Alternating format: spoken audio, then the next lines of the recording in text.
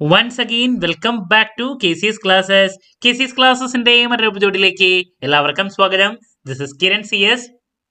Sreenarayana open university UG/PG admission open ആയിരിക്കുകയാണ് 2025-2026 academic ഇയറിന്റെ. So എങ്ങനെയാണ് Sreenarayana open യൂണിവേഴ്സിറ്റിയിൽ നിങ്ങൾക്ക് താല്പര്യമുള്ള കോഴ്സസ് പഠിക്കാൻ സാധിക്കുക, അഡ്മിഷൻ എങ്ങനെ എടുക്കാൻ സാധിക്കും, ഇതിന്റെ എൻറ്റയർ ഡീറ്റെയിൽസിലോട്ടാണ് നമ്മൾ ഇന്ന് പോകുന്നത്. സോ വീഡിയോയിലോട്ട് പോണേക്കാൾ മുമ്പ് പറയാനുള്ളത്, നമ്മുടെ സ്ഥാപനം Sreenarayana open university UG/PG online ആയിട്ട് അഡ്മിഷനും അതുപോലെ തന്നെ കോച്ചിങ്ങും പ്രൊവൈഡ് ചെയ്യുന്ന ഇൻസ്റ്റിറ്റ്യൂഷൻ ആണ്. സോ നമ്മുടെ ക്ലാസ്സിൽ ജോയിൻ ചെയ്ത് പഠിക്കാനും അതുപോലെ തന്നെ ഓൺലൈനായിട്ട് അഡ്മിഷൻ എടുക്കാനും താല്പര്യമുള്ള കുട്ടികൾക്ക് ഡിസ്ക്രിപ്ഷൻ ബോക്സിലുള്ള എൻ്റെ വാട്സപ്പ് നമ്പറിൽ കോൺടാക്ട് ചെയ്യാം. ക്ലാസ്സസ് ആക്സസ് ചെയ്യാനും അതുപോലെ തന്നെ അഡ്മിഷൻ എടുക്കാനും സാധിക്കും.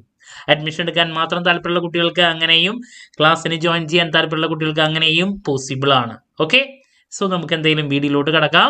സോ ഇതാണ് യൂണിവേഴ്സിറ്റിയുടെ ഭാഗത്ത് നിന്ന് വന്നിട്ടുള്ള ഡീറ്റെയിൽസ്. Notification prospectus 2025-2026. അപ്പോൾ ആദ്യം ഏറ്റവും കൂടുതൽ കുട്ടികളെ ചോദിക്കുന്നൊരു ചോദ്യം കാണാം, അതിനുള്ള മറുപടി കാണാം. Recognition: Sreenarayana open university was established as a state യൂണിവേഴ്സിറ്റിയാണ്. UGC റെക്കഗ്നീഷനുള്ള യൂണിവേഴ്സിറ്റിയാണ്. ഇപ്പോഴും അഡ്മിഷൻ എടുക്കാനായിട്ട് മുമ്പ് കുട്ടികൾ ഇങ്ങനെ ചോദിച്ചുകൊണ്ടിരിക്കുന്നതാണ്, UGC റെക്കഗ്നീഷൻ ഉണ്ടോ, PSC റെക്കഗ്നീഷൻ ഉണ്ടോ, പുറമേക്ക് പഠിക്കാൻ പോവുകയാണെങ്കിൽ അതിന് റെക്കഗ്നീഷൻ ഉണ്ടോ, എബ്രോഡ് ജോബ് നോക്കുകയാണെങ്കിൽ റെക്കഗ്നീഷൻ ഉണ്ടോ, അതൊക്കെ നിങ്ങൾക്ക് ബിഗിനിങ്ങിൽ തന്നെ കാണാൻ സാധിക്കും. എല്ലാ ജോബിനും പോസിബിൾ ആണ്, എബ്രോഡ് പോസിബിൾ ആണ്. കണ്ടോ, using the degree this university the learners can go for higher studies, employment including PSC, UPSC, all jobs with equivalent weightage without any hurdles. അപ്പോൾ ഏറ്റവും കൂടുതൽ കുട്ടികൾ ചോദിക്കുന്ന ചോദ്യത്തിനുള്ള മറുപടി നിങ്ങൾക്ക് സ്റ്റാർട്ടിങ്ങിൽ തന്നെ കാണാൻ സാധിക്കും, യൂണിവേഴ്സിറ്റി നൽകിയിട്ടുണ്ട്. അതുപോലെ തന്നെ Sreenarayana open university facilitate the provision for pursuing double degree ചെയ്യാൻ സാധിക്കും. എന്ന് പറഞ്ഞാൽ രണ്ട് യൂണിവേഴ്സിറ്റിയിലായിട്ട് നമുക്ക് 2 ഡിഗ്രി, ഇവിടെയും ശ്രീനാരായണ ഒരു കോഴ്സ് ചെയ്യാണ് എങ്കിൽ then at the same time വേറൊരു യൂണിവേഴ്സിറ്റിയിലെ വേറൊരു കോഴ്സ് ചെയ്യാനുള്ളൊരു ഓപ്പർച്യൂണിറ്റി ഉണ്ട്. ഇപ്പോൾ ശ്രീനാരായണ ഓപ്പൺ യൂണിവേഴ്സിറ്റിയിൽ BCom ചെയ്യാണ്, വേറൊരു യൂണിവേഴ്സിറ്റിയിൽ BA ചെയ്യാൻ സാധിക്കും. ഓക്കെ, റെഗുലറും ഡിസ്റ്റൻസും ഒരുമിച്ച് കൊണ്ടുപോകാൻ പറ്റുന്നതാണ് സാരം. It implies that a learner can get enrolled for a regular programme in any affiliated colleges in the state while pursuing a program of the Srinarayana Open University and vice versa. TC is not mandatory. ഏറ്റവും കൂടുതൽ കുട്ടികൾ ചോദിക്കുന്ന മറ്റൊരു ചോദ്യത്തിനുള്ള മറുപടിയും കിട്ടിയിട്ടുണ്ട്. TC ഇവിടെ mandatory അല്ല, TC വേണമെന്ന് മസ്റ്റ് അല്ല നമുക്ക് അഡ്മിഷന് വേണ്ടിയിട്ട്. ഓക്കെ, ദെൻ TC ഇല്ലാത്തവർ അതിൻ്റെ ഒരു കാരണം ഒന്ന് മെൻഷൻ ചെയ്യണമെന്ന് മാത്രം. Candidates who do not possess TC must upload a self-attested undertaking specifying the reason for its unavailability. There is no age restriction. അപ്പോൾ എന്തുകൊണ്ട് TC ഇല്ല, സെൽഫ് അറ്റസ്റ്റ് ചെയ്തിട്ട് അത് പറയാം. നമുക്കിപ്പോൾ കളക്ട് ചെയ്തിട്ടുണ്ടായിരുന്നത് മിസ്സായിരുന്നോ, എന്താണ് അതിൻ്റെ നിങ്ങളുടെ കയ്യിൽ ഇല്ലാത്തതിൻ്റെ റീസൺ എന്നുള്ളത് പറയാം. പല കുട്ടികളും ഗ്യാപ്പൊക്കെ വന്ന് പഠിക്കണമെന്നവരാണെങ്കിൽ ആദ്യം കളക്ട് ചെയ്ത് വെച്ചിട്ട് മിസ്സായിട്ടൊക്കെ ഉണ്ടായിരിക്കും. അപ്പോൾ എന്താണ് കാര്യം എന്നുള്ളത് മെൻഷൻ ചെയ്ത് that's enough. Okay, then restriction ഇല്ല ഏജിന്. അപ്പം ഇതൊക്കെ ബിഗിനിങ്ങിൽ തന്നെ ഒരുപാട് പേർക്ക് അറിയേണ്ട കാര്യങ്ങളാണ്. 101% റെക്കഗ്നിഷൻ. അതുപോലെ തന്നെ ഞങ്ങൾക്ക് ഇത് ഈ സർട്ടിഫിക്കറ്റ് വെച്ചിട്ട് എവിടെയും നമുക്ക് ട്രൈ ചെയ്യാം. UPSC ആവട്ടെ PSC ആവട്ടെ എല്ലാത്തിനും ഓക്കെ ആണ്. ഓക്കെ, അതുകൊണ്ടാണ് ഞാൻ ഏറ്റവും കൂടുതൽ ഇപ്പോൾ റെക്കമെൻഡ് ചെയ്യുന്ന യൂണിവേഴ്സിറ്റി ശ്രീനാരായണ ഓപ്പൺ യൂണിവേഴ്സിറ്റിയാണ്. കാരണം കേരള ഗവൺമെൻറ് ആണ്, അതുകൊണ്ട് തന്നെ. ഓക്കെ, പിന്നെ ബാക്കിയുള്ള യൂണിവേഴ്സിറ്റീസൊക്കെ, കേരളത്തിലുള്ള സ്റ്റേറ്റ് യൂണിവേഴ്സിറ്റീസൊക്കെ ഇപ്പോൾ ഡിസ്റ്റൻസ് ക്ലോസ് ചെയ്തു, നിങ്ങൾക്ക് ഇത് മാത്രമാണ് ഓപ്ഷനുള്ളൂ. ഇനി നമുക്ക് ഇതിൻ്റെ കോഴ്സ് ഡീറ്റെയിൽസ്, ഫീ ഡീറ്റെയിൽസ്, അഡ്മിഷൻ എടുക്കുമ്പോൾ ഫോളോ ചെയ്യേണ്ട കാര്യങ്ങൾ, ഇതൊക്കെ നമുക്ക് കാണാം കേട്ടോ. പിന്നെ കൊല്ലത്താണ് ഇതിൻ്റെ ഹെഡ് ഓഫീസ് വരുന്നത്.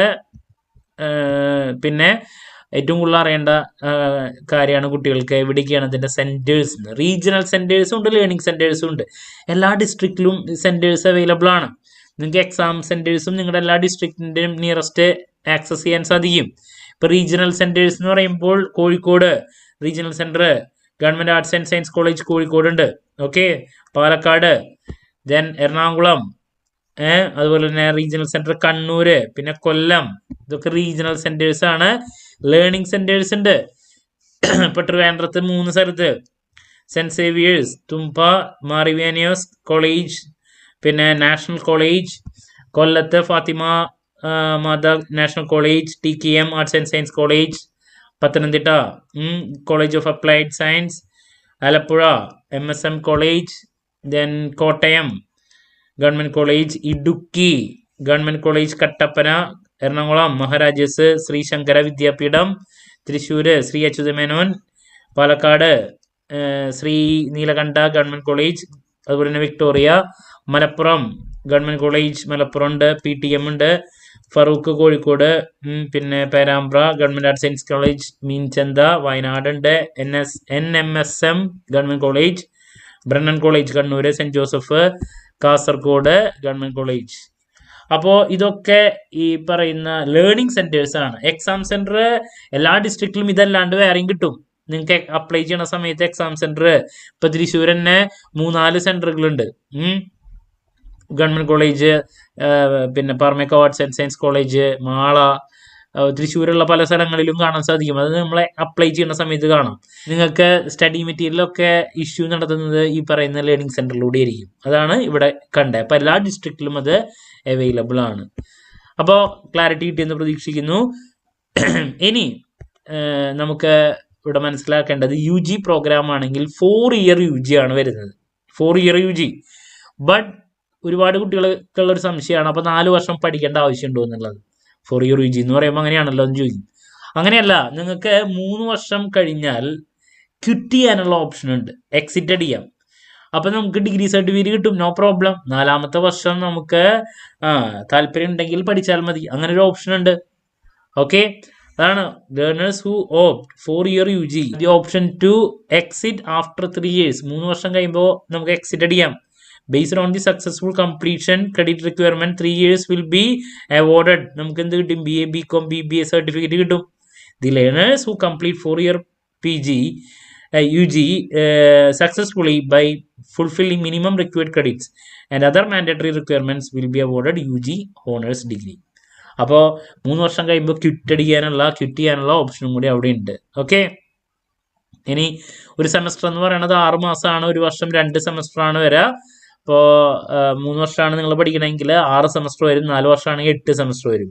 PG പ്രോഗ്രാംസ് ഒക്കെ 2 വർഷമാണ് എന്ന് പറഞ്ഞിട്ടുണ്ടെങ്കിൽ 4 സെമസ്റ്ററാണ് PG പ്രോഗ്രാംസ് വരാം ഡ്യൂറേഷൻ. ഓക്കെ, അപ്പോൾ ഇതാണ് പിന്നെ നിങ്ങൾ മനസ്സിലാക്കേണ്ടത്. ഇനി നമ്മുടെ കോഴ്സസിൻ്റെ ഡീറ്റെയിൽസിലോട്ട് പോകാം. ഡ്യുവൽ ഡിഗ്രിയുടെ കാര്യം ഞാൻ പറഞ്ഞല്ലോ, വേണമെങ്കിൽ ഡീറ്റെയിൽ ആയിട്ടൊരു സെപ്പറേറ്റ് വീഡിയോയും ചെയ്യുന്നുണ്ട്. അതിനെ പറ്റിയിട്ട് ഒരുപാട് കുട്ടികൾക്ക് ഡൗട്ട് ഉള്ളതാണ്. എന്തായാലും ഞാൻ പറഞ്ഞു കഴിഞ്ഞിട്ടുണ്ട്. ഡ്യുവൽ ഡിഗ്രി എന്ന് പറഞ്ഞ് ഉദ്ദേശിക്കുന്നത് അറ്റ് എ ടൈമിൽ 2 യൂണിവേഴ്സിറ്റിയിൽ 2 ഡിഗ്രി ചെയ്യാനുള്ള ഒരു ഓപ്ഷനാണ്. ഓക്കെ, ഇപ്പോൾ കാലിക്കറ്റ് യൂണിവേഴ്സിറ്റിയിൽ റെഗുലറായിട്ട് BAക്ക് പഠിക്കുന്ന ഒരു കുട്ടിക്ക് ശ്രീനാരായണ ഓപ്പൺ യൂണിവേഴ്സിറ്റിയിൽ ഡിസ്റ്റൻസ് ആയിട്ട് BCom പഠിക്കാൻ പറ്റും. അതാണ് സംഭവം. ഇനി അക്കാഡമിക് പ്രോഗ്രാംസ്, അതുപോലെ തന്നെ അതിനുള്ള എലിജിബിലിറ്റി, അതൊക്കെ നോക്കാം നമുക്ക്. അപ്പോൾ അതിലാദ്യം 4 ഇയർ പ്രോഗ്രാമാണ്. നമുക്ക് വേണമെങ്കിൽ ഞാൻ പറഞ്ഞു 3rd ഇയർ കഴിയുമ്പോൾ എക്സിറ്റ് ചെയ്യാനും പറ്റുന്നുള്ളതാണ്. അപ്പോൾ BBA അതിൽ സ്പെഷ്യലൈസേഷൻ ഉള്ളത് HR ഉണ്ട്, മാർക്കറ്റിംഗ് ഉണ്ട്, ലോജിസ്റ്റിക് ഉണ്ട്, സപ്ലൈ ചെയിൻ മാനേജ്മെന്റ് ഉണ്ട്. ഓക്കെ, പിന്നെ BCom സ്പെഷ്യലൈസേഷൻ ഉള്ളത് finance, corporation, logistic and supply chain, ഇതൊക്കെയാണുള്ളത്. പിന്നെ BA English, BA Malayalam, BA history, sociology, ഇത്രയാണ് നമുക്ക് വരുന്നത്. ഓക്കെ, മെയിനായിട്ട് 4 ഇയർ UG ആണ് കേട്ടോ യൂണിവേഴ്സിറ്റി പ്രൊവൈഡ് ചെയ്യുന്നത്. 3 ഇയർ പ്രോഗ്രാംസിൻ്റെ ഡീറ്റെയിൽസ് താഴെ കൊടുത്തിട്ടുണ്ട്. അതിൽ BA Afsal ഉൽമ, BA Arabic, Hindi, Sanskrit, economics, nano entrepreneurship. പിന്നെ വരുന്നത് BA philosophy, political science, psychology, BCA, BSc, data science and analytics. ഇതാണ് 3 ഇയർ UG ആയിട്ട് വരുന്ന പ്രോഗ്രാംസ്. ഓക്കെ, ഇപ്പോൾ BCom ഒക്കെ 4 ഇയർ UG ആണ് വരുന്നത്. ഇനി PG പ്രോഗ്രാംസിൻ്റെ കേസിലോട്ട് പോകുമ്പോൾ MA Arabic, English, Hindi, Malayalam, Sanskrit, അതുപോലെ തന്നെ economics, history, philosophy, political science, public administration, sociology, MCom, പിന്നെ MBAയും MCയും ഉണ്ട്. അപ്പോൾ MBAയുടെയും MCയുടെയും നോട്ടിഫിക്കേഷൻ സെപ്പറേറ്റ് യൂണിവേഴ്സിറ്റി പബ്ലിഷ് ചെയ്യുമെന്ന് പറഞ്ഞിട്ടുണ്ട് കേട്ടോ. അപ്പോൾ അതിന് വേണ്ടിയിട്ട് വെയിറ്റ് ചെയ്തോളൂ. ഓക്കെ, ഒരുപാട് കുട്ടികൾ MBAക്ക് വേണ്ടിയിട്ട് വെയിറ്റ് ചെയ്യുന്നുണ്ട്. അത് 2 ദിവസത്തിനുള്ളിൽ നമുക്ക് എക്സ്പെക്ട് ചെയ്യാം. Notification four MBA and MCA shall be issued separately. അപ്പോൾ നമുക്കത് 1-2 ദിവസത്തിനുള്ളിൽ എക്സ്പെക്ട് ചെയ്യാം, ഇതിൻ്റെ കൂടെ അല്ലാണ്ട് കേട്ടോ. അപ്പോൾ ഇത്രയധികം കോഴ്സസ് യൂണിവേഴ്സിറ്റി പ്രൊവൈഡ് ചെയ്യുന്നുണ്ട്. ഇനി അതിനുള്ള എലിജിബിലിറ്റി പറയുന്നുണ്ട്. ഇപ്പോൾ BA ആണെങ്കിൽ നമുക്ക് A pass in higher secondary examination conducted by a board university at a +2 level, either formal schooling or through open system equivalent and recognized by the state of Kerala. ഇതാണ് വേണ്ടത്. ഒന്നുകിൽ +2 കഴിയുക, അതല്ലെങ്കിൽ ഈ ഓപ്പൺ സ്കൂളിൽ പഠിച്ചുള്ള കുട്ടികളാണെങ്കിൽ അതിൻ്റെ റെക്കഗ്നീഷൻ ഉണ്ടായിരിക്കണം എന്ന് മാത്രം. അപ്പോൾ BA BCom എല്ലാത്തിനും ഈ സെയിം സംഭവം തന്നെയാണ് ക്വാളിഫിക്കേഷൻ വേണ്ടത്. BCom ആവട്ടെ എല്ലാതും. PG പ്രോഗ്രാമിനാണെങ്കിൽ any valid degree from a recognised university. Okay, ഇപ്പം ക്ലാരിറ്റി കിട്ടിയെന്ന് വിചാരിക്കുന്നു. MBA MCയും സെപ്പറേറ്റ് പോർട്ടലിൽ വരും കേട്ടോ. ഇനി any degree obtained from university which are disqualified, not permitted, UGC recognition അല്ലാത്ത യൂണിവേഴ്സിറ്റിയിൽ നിന്നാണ് ഡിഗ്രി പാസ് ഔട്ട് ആയിട്ട് PGക്ക് വരാൻ നോക്കുന്നതെങ്കിൽ shall not be eligible for admission. അപ്പോൾ UGC റെക്കഗ്നിഷൻ ഉള്ള യൂണിവേഴ്സിറ്റി ആയിരിക്കണം. ഡിസ്ക്വാളിഫൈഡ് ആയിട്ടുള്ള യൂണിവേഴ്സിറ്റിയിൽ നിന്ന് ഡിഗ്രിയും കഴിഞ്ഞിട്ട് PGക്ക് അഡ്മിഷൻ ഇങ്ങോട്ട് വരരുത്. Candidates who obtain degrees from institution other than state, central, open university are directed to produce equivalent certificates issued by universities in Kerala. അപ്പോൾ പുറമേയുള്ള യൂണിവേഴ്സിറ്റിയിലാണ് നിങ്ങൾ പഠിച്ചിട്ടുള്ളതെങ്കിൽ അപ്പോൾ അവിടെ നിന്ന് സർട്ടിഫിക്കറ്റ് കിട്ടിയിട്ട് ഇങ്ങോട്ട് വരുമ്പോൾ PG ചെയ്യാനൊക്കെ ഈക്വലൻസി വേണം എന്നുള്ളതാണ്. കേരളത്തിലുള്ള ഏതെങ്കിലും യൂണിവേഴ്സിറ്റിയുടെ ഈക്വലൻസി വേണം. Then as per UGC public notice, HEIs are directed not to enroll any foreign nationals in open distance learning programs. അപ്പോൾ പുറമേ നിന്നുള്ള ഫോറിൻ നാഷണൽസിനെ ODL പ്രോഗ്രാംസിന് എടുക്കുന്നതല്ല. ഓക്കെ, ഫോറിൻ പീപ്പിളിന്. അപ്പോൾ ഇതാണ് പറഞ്ഞിട്ടുള്ളത്. ഇനി അഡ്മിഷൻ പ്രൊസീജിയർ ആണ്. ഞാൻ പറഞ്ഞു ഓൺലൈനായിട്ട് തന്നെ നിങ്ങൾക്ക് അഡ്മിഷൻ എടുക്കാൻ സാധിക്കും. ദെൻ പഠനവും ഓൺലൈനായിട്ട് പോസിബിൾ ആണ്. എക്സാമിന് വേണ്ടിയിട്ട് മാത്രം നിങ്ങൾ ഓഫ്ലൈനായിട്ട് പോയി എഴുതിയാൽ മതി. അതാണ് ഏറ്റവും സൗകര്യം. ഓക്കെ, അപ്പോൾ നിങ്ങൾക്ക് ഓൺലൈനായിട്ട് അഡ്മിഷൻ എടുക്കാൻ വേണ്ടിയിട്ടുള്ള എൻറ്റയർ സപ്പോർട്ട് നമ്മൾ പ്രൊവൈഡ് ചെയ്യുന്നുണ്ട്. അതിന് വേണ്ടിയിട്ട് നിങ്ങൾക്ക് മിനിമം വേണ്ട ഡീറ്റെയിൽസ് ഞാൻ ഇവിടെ കൊടുക്കുന്നുണ്ട്. നിങ്ങൾക്കത് നോക്കിയാൽ തന്നെ മനസ്സിലാക്കാൻ സാധിക്കും. സോ നിങ്ങൾ അഡ്മിഷൻ എടുക്കുന്ന സമയത്ത് നിങ്ങൾക്ക് വേണ്ട ഡീറ്റെയിൽസ് ഞാനിവിടെ കാണിച്ചിട്ടുണ്ട്. സെപ്പറേറ്റ് ആയിട്ട് തന്നെ നിങ്ങൾക്ക് മിനിമം ഇത്ര കാര്യങ്ങളാണ് വേണ്ടതായിട്ട് വരാം. ഒരു ആധാർ കാർഡിൻ്റെ ഡീറ്റെയിൽസ്, ആധാർ കാർഡ് നിർബന്ധമായിട്ട് വേണം. അതുപോലെ തന്നെ SSLC, പിന്നെ +2 സർട്ടിഫിക്കറ്റ് വിത്ത് മാർക്ക് ലിസ്റ്റ്, ഡിഗ്രി ചെയ്യുന്നവർക്ക് എന്തായാലും വേണ്ടത്. പിന്നെ PG സ്റ്റുഡൻസിനാണെങ്കിൽ ഡിഗ്രി സർട്ടിഫിക്കറ്റ് വിത്ത് മാർക്ക് ലിസ്റ്റ്, ഒറിജിനൽ കിട്ടാത്തവരാണെങ്കിൽ അതിൻ്റെ കൺസോളിഡേറ്റഡും പ്രൊവിഷണൽ സർട്ടിഫിക്കറ്റും ആണ് വേണ്ടത്. പിന്നെ voters ID or pan card ഓപ്ഷണലാണ്, ഉണ്ടെങ്കിൽ വെക്കാം. പിന്നെ TC ഓപ്ഷണലാണ്, മാൻഡേറ്ററി അല്ല. ദെൻ കാസ്റ്റ് സർട്ടിഫിക്കറ്റ് SC/ST സ്റ്റുഡൻസിന് മാത്രമാണ്. ഈ ഗ്രാൻസിനൊക്കെ അപ്ലൈ ചെയ്യുന്നുണ്ടെങ്കിൽ വെക്കാം. ഇനിയിപ്പോൾ ഈ ഗ്രാൻസ് വേണ്ട എങ്കിൽ അതല്ലാണ്ട് തന്നെ നമുക്ക് അപ്ലൈ ചെയ്യാൻ സാധിക്കും. പിന്നെ പാസ്പോർട്ട് സൈസ് ഫോട്ടോ JPJ ഫോമാറ്റിൽ, പിന്നെ സിഗ്നേച്ചറും photo of signature on white പേപ്പറിൽ ഒരു സിഗ്നേച്ചർ ഇട്ടിട്ട് അതും നമുക്ക് അപ്ലൈ ചെയ്യുമ്പോൾ വേണ്ടതായിട്ട് വരും. ഇത്ര ഡീറ്റെയിൽസ് ആണ് നമുക്ക് ഓൺലൈനായിട്ട് അഡ്മിഷൻ എടുക്കുന്നതിനേക്കാൾ മുമ്പ് വേണ്ട. ഇത്ര കാര്യങ്ങൾ സെറ്റാക്കിയിട്ട് നമ്മൾ അഡ്മിഷൻ്റെ പ്രൊസീജിയറിലോട്ട് കിടക്കാൻ പാടുള്ളൂ. ഓക്കെ, അപ്പോൾ നമ്മുടെ സ്ഥാപനത്തിൽ നിങ്ങൾക്ക് അഡ്മിഷൻ എടുക്കാൻ താല്പര്യം ഉണ്ടെങ്കിൽ ഡിസ്ക്രിപ്ഷൻ ബോക്സിലുള്ള എൻ്റെ വാട്സപ്പ് നമ്പറിൽ കോൺടാക്ട് ചെയ്യാം. ഞാൻ ഈ പറഞ്ഞ എല്ലാ കോഴ്സസിനും ഓൺലൈനായിട്ട് അഡ്മിഷനും അതുപോലെ തന്നെ കോച്ചിങ്ങും പ്രൊവൈഡ് ചെയ്യുന്നുണ്ട്. അപ്പോൾ അഡ്മിഷൻ മാത്രം മതിയെങ്കിൽ അത് മാത്രം, കോച്ചിങ് കൂടി വേണമെങ്കിൽ അതിനും നിങ്ങൾക്ക് ജോയിൻ ചെയ്യാൻ സാധിക്കും. ഓക്കെ, അപ്പോൾ അതിൻ്റെ പ്രൊസീജിയേഴ്സ് ഇവിടെ പറഞ്ഞിട്ടുണ്ട്. നോട്ടിഫിക്കേഷൻ വന്നു. Mode of submit online only ആണ്.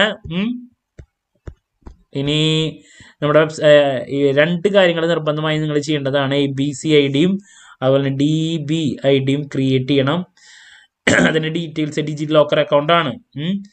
As per direction distance education bureau, any candidate seeking admission to any university in India for distance mode programme shall process ABC ID, അതുപോലെ DEB ID. ഇത് രണ്ടും create ചെയ്യണം. നമുക്ക് create ചെയ്ത് തരും. നമ്മൾ അതിന് എല്ലാ കാര്യങ്ങളും ചെയ്തു തരും. ABC ID can be used as a unified digital identity for all their academic pursuits. It may be noted that ABC ID and Aadhaar ID are the same. Okay, ഇത് രണ്ടും സെയിം ആണ്. ഡിജിലോക്കർ ആണ്. DigiLocker account can create ABC ID and DB ID through DigiLocker. Alternatively, the applicants can use the link provided in the university website. Create ചെയ്യാൻ നമുക്ക് വെബ്സൈറ്റിൽ തന്നെ ലിങ്കും ഡീറ്റെയിൽസും നൽകിയിട്ടുണ്ട്. അഡ്മിഷൻ എടുക്കുന്നതിനേക്കാൾ മുമ്പ് നിങ്ങൾ നെക്സ്റ്റ് ചെയ്യേണ്ട കാര്യങ്ങളാണ് ഇത് രണ്ടും ക്രിയേറ്റ് ചെയ്യണം എന്നുള്ളതാണ് കേട്ടോ. മസ്റ്റാണ്, ഇതില്ലാണ്ട് പറ്റില്ല. ദെൻ ഫീ ഡീറ്റെയിൽസ് കാര്യങ്ങളൊക്കെ താഴെ ഇനി നെക്സ്റ്റ് പറയുന്നുണ്ട്. ഞാനത് കഴിഞ്ഞ വീഡിയോയിൽ മെൻഷൻ ചെയ്തതാണ്. UG പ്രോഗ്രാമിന് വരുന്ന ഫീ എന്ന് പറയുന്നത് 4530 രൂപയാണ് ഫസ്റ്റ് സെമസ്റ്റർ അഡ്മിഷൻ എടുക്കുമ്പോൾ. അതിനുശേഷമുള്ള സെമസ്റ്ററുകളിൽ നമുക്ക് സെമസ്റ്റർ രജിസ്ട്രേഷൻ മാൻഡേറ്ററി ആണ്, is applicable to all learners. ബാക്കിയുള്ള സെമസ്റ്ററുകളിൽ 2860 രൂപയാണ് വരുന്നത്. BBAക്ക് വ്യത്യാസമുണ്ട്. BBAയുടെ ഫസ്റ്റ് സെമസ്റ്റർ 5330 രൂപയും ബാക്കിയുള്ള സെമസ്റ്റർ 3660 രൂപയാണ് വരുന്നത്.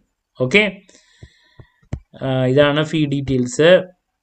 ഓക്കെ, അപ്പോൾ UG പ്രോഗ്രാമിന് 4530, അതുപോലെ തന്നെ ബാക്കിയുള്ള സെമസ്റ്ററുകളിൽ UG പ്രോഗ്രാമിന് 2860. ഇനി PG പ്രോഗ്രാമിൻ്റെ ഡീറ്റെയിൽസിലോട്ട് പോവുകയാണെങ്കിൽ ഇത് ഫസ്റ്റ് സെമസ്റ്റർ BSCക്ക് റേറ്റ് കൂടുതലാണ്, 9570 വരുന്നുണ്ട് ഫസ്റ്റ് സെമസ്റ്റർ. ബാക്കിയുള്ളത് 8000 ആണ്.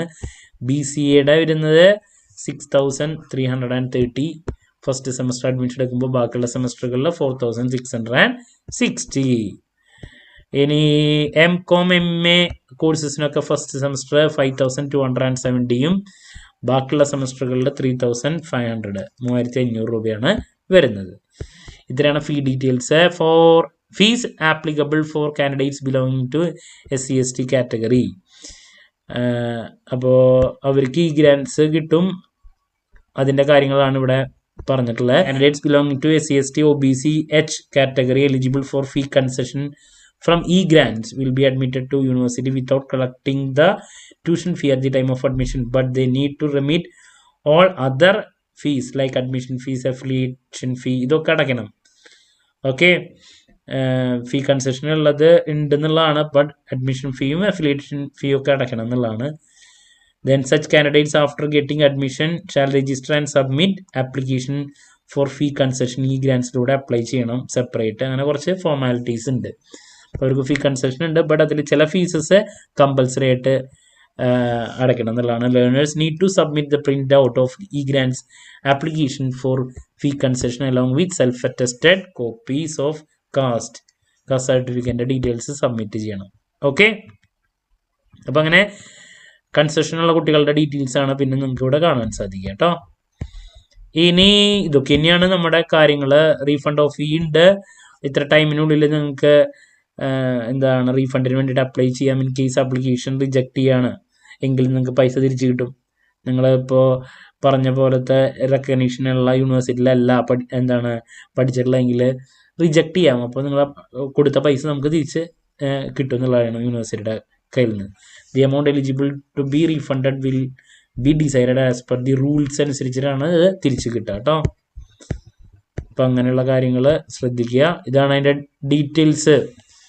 100% കിട്ടണമെങ്കിൽ 15 ദിവസം or more before the formally notified last date of admission. 90% തിരിച്ചു കിട്ടുന്നത് less than 15 days but 5 days before formally notified last date of admission. 80% കിട്ടുന്നത് 5 days before the formally notified last date or less after formally notified last date.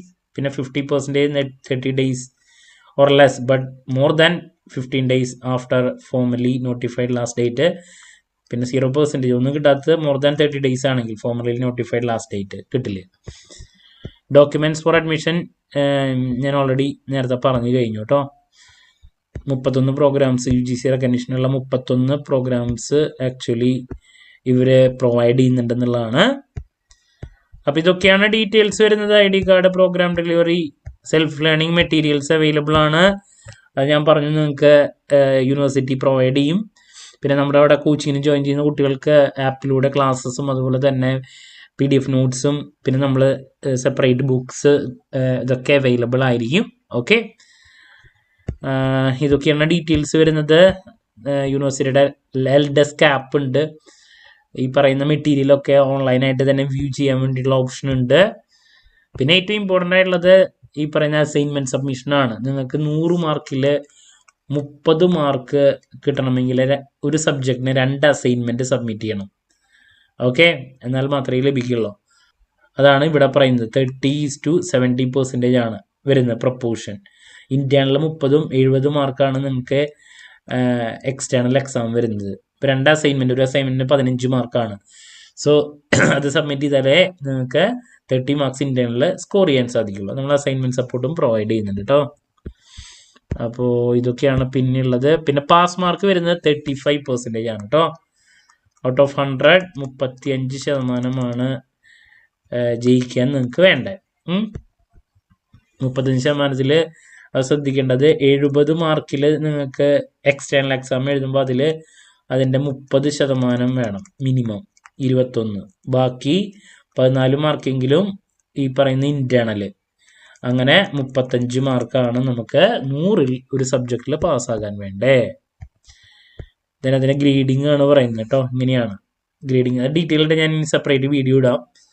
Outstanding O grade 95% above, 80ക്കും 90യുടെയും ഇടയിലാണെങ്കിൽ A+, 70-80 A, 60-70 B+, then 50 but less than 60 B, പിന്നെ C 45% but less than 50, P pass 35% and above 40. Okay, F fail. ഇതൊക്കെയാണ് details കേട്ടോ. പിന്നെ എക്സാമിൻ്റെ സമയത്ത് exam notification വരുമ്പോൾ അതിന് സെപ്പറേറ്റ് ഫീ അടച്ചിട്ട് എക്സാം എഴുതണം. പിന്നെ നിങ്ങൾക്ക് കേരളത്തിലെ എല്ലാ സ്ഥലത്തും ഈ പറയുന്ന എക്സാം സെൻറ്റേഴ്സ് ഉണ്ടായിരിക്കും. ഫസ്റ്റ് കം ഫസ്റ്റ് ആ രീതിയിലാണ് എക്സാം സെൻറ്റേഴ്സിൽ നിങ്ങൾക്ക് സീറ്റിംഗ് കിട്ടുക. ഇപ്പോൾ ഫോർ എക്സാമ്പിൾ കേരളത്തിൽ എല്ലായിടത്തും ഉണ്ടെന്ന് പറഞ്ഞു എക്സാം സെൻറ്റേഴ്സ്. അപ്പോൾ തൃശ്ശൂർ ഇപ്പോൾ ഒരു 3-4-5 സെൻറ്റേഴ്സ് ഉണ്ടെന്നൊക്കെയാണ്. അപ്പോൾ നോട്ടിഫിക്കേഷൻ വന്നു കഴിഞ്ഞിട്ടുണ്ടെങ്കിൽ ആദ്യം അപ്ലൈ ചെയ്യുന്ന കുട്ടികൾക്ക് അവർക്ക് ഏത് സെൻറ്ററാണ് വേണ്ടതെങ്കിൽ അത് എടുക്കാൻ സാധിക്കും. ഓക്കെ, അങ്ങനെയാണ്. അപ്പോൾ അതാണ് ഇവിടെ പറയുന്നത്. ഫസ്റ്റ് കം ഫസ്റ്റ് സെർവ്ഡ് ബേസിലാണ് നമുക്ക് ഏത് സെൻറ്ററിലാണ് എന്നുള്ളത് നമുക്ക് വേണമെങ്കിൽ. അപ്പോൾ ആദ്യം തന്നെ നോട്ടിഫിക്കേഷൻ വരുമ്പോൾ അപ്ലൈ ചെയ്യാം, സെൻറ്റർ നമുക്ക് ഇഷ്ടമുള്ളത് കിട്ടാൻ. ഓക്കെ, പിന്നെ കോപ്പി അടിച്ച് പിടിച്ചിട്ടുണ്ടെങ്കിൽ അതിനുള്ള കാര്യങ്ങളാണ് പിന്നെ പറയുന്നത്. Prevention of examination malpractices, regulation, ഡീബാറിങ്ങും മറ്റു കാര്യങ്ങളൊക്കെ ഉണ്ടാവും. അപ്പോൾ ആ പരിപാടിക്കൊന്നും പോകണ്ട. പിന്നെ ഓപ്പൺ ബുക്ക് എക്സാമിനേഷൻ ഉണ്ട് ചില സബ്ജക്റ്റുകൾക്ക്. ഇപ്പോൾ MCOM-നൊക്കെ സെക്കൻഡ് സെമസ്റ്ററിൽ ഓപ്പൺ ബുക്ക് ഉണ്ട്. എന്ന് പറഞ്ഞാൽ ബുക്ക് തുറന്ന് വെച്ച് എക്സാം എഴുതാൻ സാധിക്കുന്നതാണ്. കേൾക്കുമ്പോൾ വിചാരിക്കും നല്ല പരിപാടിയാണുള്ളത്. അങ്ങനെയല്ല, ഇൻഡയറക്റ്റ് മോഡിലാണ് ചോദ്യങ്ങളൊക്കെ വരാം. പലപ്പോഴും ഈ പ്രാക്ടിക്കലായിട്ടുള്ള കാര്യങ്ങളൊക്കെ ഇൻക്ലൂഡ് ചെയ്തിട്ടുള്ള ചോദ്യങ്ങളൊക്കെയാണ്. അപ്പോൾ ബുക്ക് തുറന്നു വെച്ചെന്ന് പറഞ്ഞിട്ട് കാര്യമില്ല, നോക്കി എഴുതാൻ പറ്റുന്ന തരത്തിലുള്ള ചോദ്യങ്ങളൊന്നും അതിൽ വരാം. കുറച്ചും കൂടി ബുദ്ധി വെച്ചിട്ട് എഴുതേണ്ട ആൻസേഴ്സ് ആണ്. അങ്ങനെയുള്ള സിസ്റ്റം പോലും നമ്മുടെ അവിടെ ഉണ്ട്. ഒക്കെ ഏറ്റവും നല്ല സിസ്റ്റങ്ങളാണ്. അതാണ് foundation skill for research and writing എന്ന് പറയുന്ന സെക്കൻഡ് സെമസ്റ്ററിലെ PG പ്രോഗ്രാമിനാണ് ഓപ്പൺ ബുക്ക് ഉള്ളത്. പ്രൊഫഷണൽ സർട്ടിഫിക്കറ്റ് ഒക്കെ കിട്ടും. Grace mark, disability. A person with disability means a person suffering not less than 40% of any disability. Medical ബോർഡിൽ നിന്ന് സർട്ടിഫിക്കറ്റ് വേണം. To be eligible for grace mark a certificate submit ചെയ്യണം എന്നുള്ളത് മസ്റ്റാണ്. Okay, അപ്പോൾ ഇതൊക്കെയാണ് നിങ്ങൾക്ക് അറിയേണ്ട കാര്യങ്ങൾ. ലൈബ്രറി കാര്യങ്ങളൊക്കെ ഇവിടെ പറയുന്നുണ്ട്. Anti ragging, that's all.